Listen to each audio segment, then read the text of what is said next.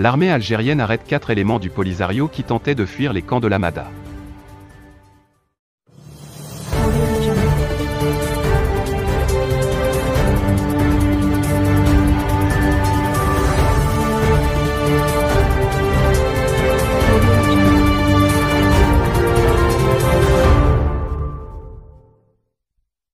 Quatre membres du Polisario viennent d'être interceptés par les soldats de l'armée algérienne, qui quadrillent en permanence les camps sahraouis de l'Hamada.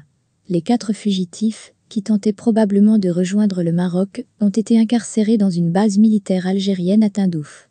Dans la soirée du vendredi 21 janvier dernier, des soldats de l'armée algérienne ont arrêté 4 éléments du Polisario qui tentaient de fuir les camps sahraouis de l'Hamada, dans l'extrême sud-ouest algérien. Les fugitifs sahraouis ont été rattrapés alors qu'ils s'étaient déjà éloignés du camp d'Idakla, à 200 km au sud de Tindouf, de plus d'une dizaine de kilomètres. L'information a été relayée par la chaîne de télévision Mehdi 1, qui a nommément cité les 4 fugitifs sahraouis interpellés par l'armée algérienne. Les 4 fugitifs, identifiés en effet sous les noms de Youssef Sidamed, Saïd Mahmoud, Déby Sidamed et Abdallah Bouna, ont été immédiatement transférés vers une caserne l'armée algérienne à Tindouf, où ils sont actuellement détenus.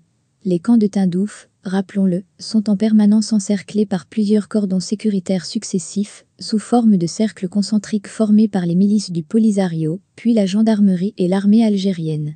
Toute sortie d'un camp, ou entrée dans celui-ci, est obligatoirement conditionnée par la présentation d'une autorisation administrative en bonne et due forme, c'est-à-dire délivrée conjointement, par les services algériens à la demande d'un dirigeant du Polisario, parrain du demandeur. Même ceux qui sont autorisés à quitter le territoire algérien, vers la Mauritanie voisine par exemple, sont obligés de donner des garanties solides de retour, comme le fait de laisser derrière eux, en otage, leurs enfants, épouses et parents. Les tentatives de fuite des Sahraouis des camps de l'Hamada sont monnaie courante, mais se terminent le plus souvent de façon dramatique, les forces algériennes n'hésitant jamais à tirer à balles réelles sur tous ceux qui tentent leur chance de fuir l'enfer des camps. En novembre dernier, 2 Sahraouis ont ainsi été tués par des tirs nourris de l'armée algérienne, qui avait pris pour cible le véhicule tout-terrain à bord duquel ils tentaient de quitter les camps sahraouis, après avoir parcouru plus de 30 km. Avec ce nouvel épisode des 4 membres du Polisario qui tentent de fuir les camps, il est désormais clairement établi que l'armée algérienne a choisi cette méthode radicale d'enfermement à l'égard des Sahraouis pour les terroriser et tuer en eux toute velléité de fuir les camps de l'Hamada.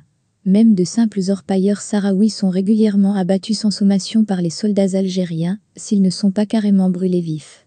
L'on se souvient qu'en octobre 2020, 2 chercheurs d'or sahraouis ont été aspergés d'essence, dans un puits d'exploration par des soldats algériens avant d'être brûlés vifs. Le 5 mai dernier, alors qu'un important groupe d'orpailleurs sahraouis se livrait à la prospection dans l'extrême sud algérien, il avait été pris pour cible par l'armée algérienne. 2 personnes ont été tuées dans cette attaque, et plusieurs autres blessées. Devant le ras-le-bol des Sahraouis et leur désespoir exacerbé par la misère dans laquelle ils sont hermétiquement maintenus depuis environ un demi-siècle, le régime algérien veut imposer la terreur. La junte algérienne adresse un message clair aux Sahraouis. Toute tentative de fuite des camps se soldera soit par la mort, soit par la prison. Youssef Sidamed, Saïd Mahmoud, Déby Sidamed et Abdallah Bouna ne devraient pas être laissés aux mains de l'armée algérienne.